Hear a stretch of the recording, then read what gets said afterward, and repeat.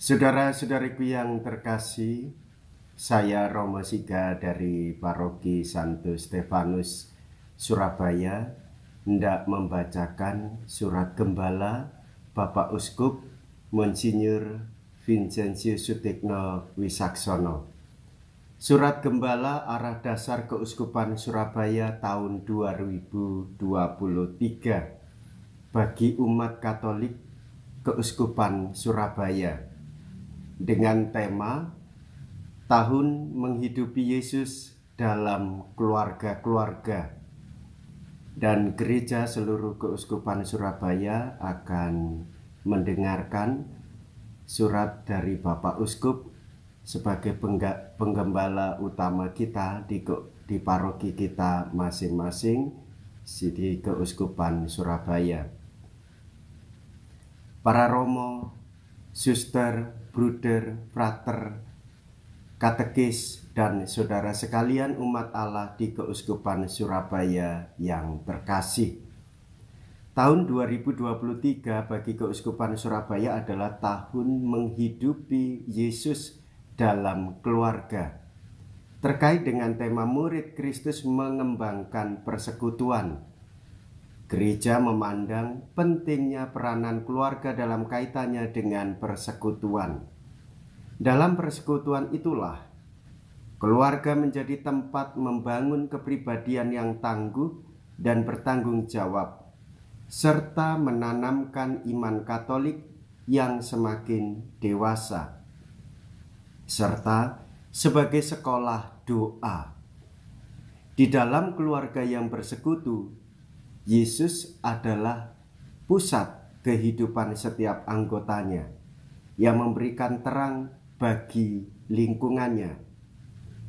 Menjadi terang pada zaman ini sangat dibutuhkan di tengah-tengah dunia yang gelap, yang terkadang membuat manusia pada saat sekarang ini tidak bisa secara jelas melihat mana yang benar dan mana yang tidak benar. Dalam kehidupan sehari-hari yang benar bisa dikatakan tidak benar, dan sebaliknya yang tidak benar bisa dikatakan benar. Hal tersebut mengakibatkan hati nurani manusia menjadi tumpul, tidak bisa membedakan mana yang benar dan mana yang tidak benar.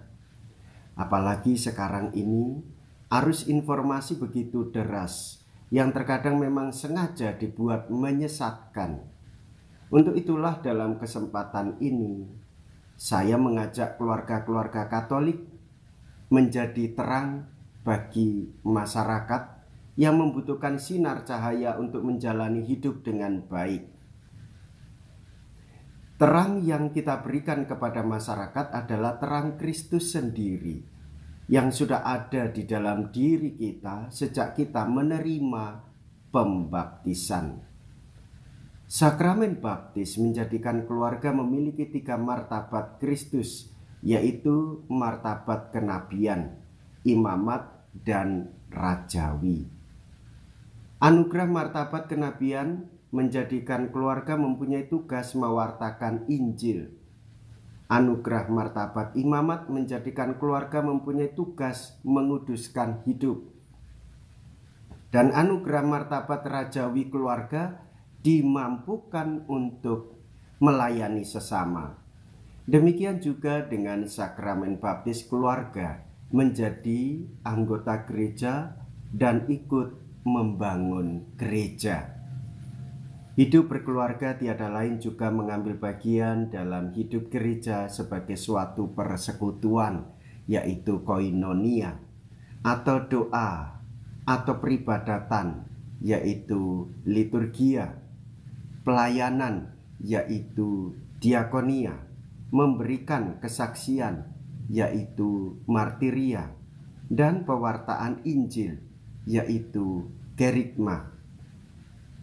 Untuk itulah keluarga menjadi Ecclesia Domestika atau gereja rumah tangga. Kita bisa membandingkan dengan pedoman pastoral keluarga halaman 15 Obor tahun 2017. Keluarga disebut Ecclesia Domestika sangat memberi arti bagi kita. Karena gereja sebagai persekutuan murid Kristus, demikian juga setiap keluarga Kristiani juga sebuah persekutuan. Masing-masing dari kita menerima anugerah persekutuan dengan Yesus melalui sakramen baptis. Dengan janji perkawinan seorang pria dan seorang perempuan membentuk persekutuan hidup dalam cinta kasih yang mesra. Dengan tujuan kesejahteraan keluarga serta adanya keturunan. Kita bisa membandingkan dengan Katekismus Gereja Katolik nomor 1660. Gereja mengajarkan bahwa dalam sakramen perkawinan, relasi mesra antara suami istri merupakan relasi Kristus dengan gerejanya. Kita bisa melihat dari surat Rasul Paulus kepada jemaat di Efesus bab 5 ayat 22 sampai dengan 23. Maka dalam keluarga, Kristuslah sumber kekuatan suami istri. Untuk itu setiap keluarga Katolik hendaknya terus menjalin relasi yang semakin akrab dengan Kristus dalam doa, sabda, serta sakramen-sakramen. Kita bisa melihat dari buku Arah Dasar Keuskupan, seri MUPAS, Musyawarah Pastoral tahun 2019, buku 1 halaman 21. Saudara sekalian, umat Allah yang terkasih.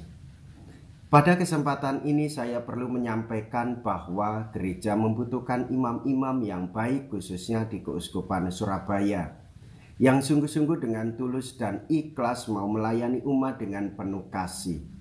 Imam yang rela mendengarkan dan mudah dicari umat. Untuk itu gereja membutuhkan keluarga sebagai tempat bertumbuhnya benih panggilan. Kalau dikatakan bahwa keluarga adalah sebuah lembaga, maka keluargalah yang menyiapkan pribadi-pribadi manusia yang unggul, iman yang dewasa, seperti kita cita-citakan dalam arah dasar, dan itu menentukan kualitas iman gereja di masa yang akan datang. Anak-anak lahir dalam sebuah keluarga, dididik dalam nilai-nilai Kristiani oleh orang tua. Bila orang tua mendidik anak-anak penuh kasih dan ketulusan, maka ketika dewasa, anak-anak juga akan berkelimpahan kasih. Pendidikan ini paling masuk akal dilakukan oleh orang tua, karena anak memiliki waktu paling banyak di dalam keluarga. Maka salah satu dokumen Konsili Vatikan II mengatakan demikian, bahwa orang tua adalah pendidik yang pertama dan utama dalam keluarga. Kita bisa membandingkan dari Gravissimum Educationis artikel 3. Dengan demikian menjadi orang tua adalah tugas yang mulia dan suci. Semua orang yang dipanggil untuk berumah tangga dan mempunyai anak dipanggil untuk mendampingi dengan seluruh hidupnya. Dalam hal mendidik calon-calon terpanggil, orang tua perlu menjelaskan kepada anak-anak bahwa menjadi imam atau romo atau pastor serta biarawan-biarawati merupakan salah satu pilihan hidup untuk membaktikan diri secara total demi kerajaan Allah.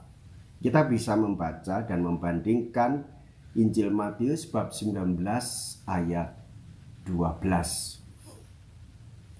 Oleh sebab itu, di dalam keluarga sebagai tempat persemaian benih-benih panggilan menjadi imam dan biarawan-biarawati, orang tua membimbing anak-anak agar benih itu tumbuh subur, berkembang, dan berbuah.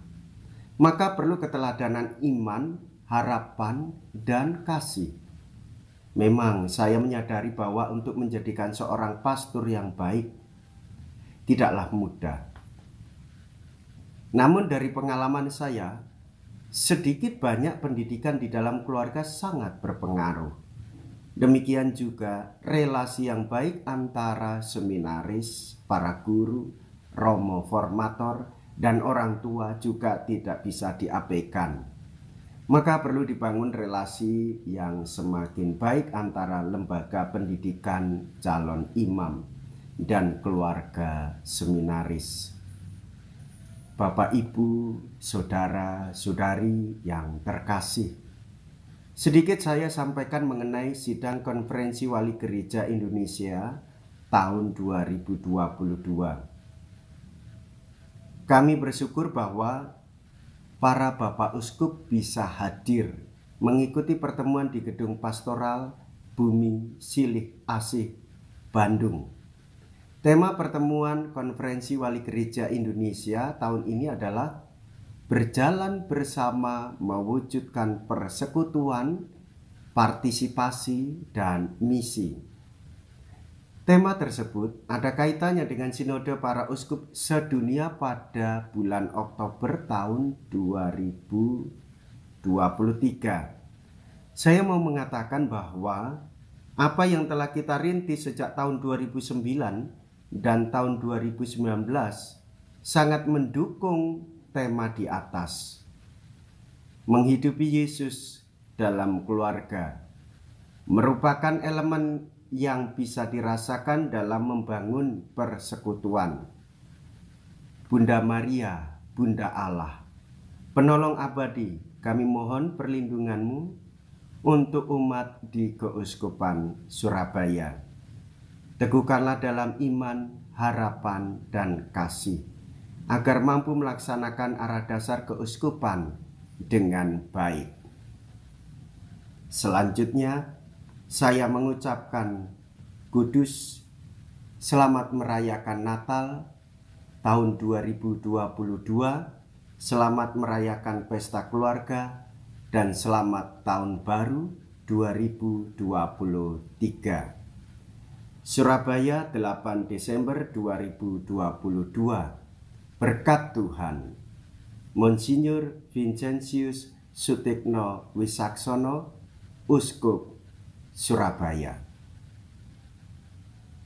Sekian Bapak Ibu, saya telah membacakan surat gembala Bapak Uskup Surabaya, Monsinyur Vincentius Sutikno Wisaksono. Semoga kita semua di dalam kehidupan keluarga sehat, sejahtera, dan dilimpahi rezeki, dan mampu hadir menjadi saksi di tengah kehidupan masyarakat.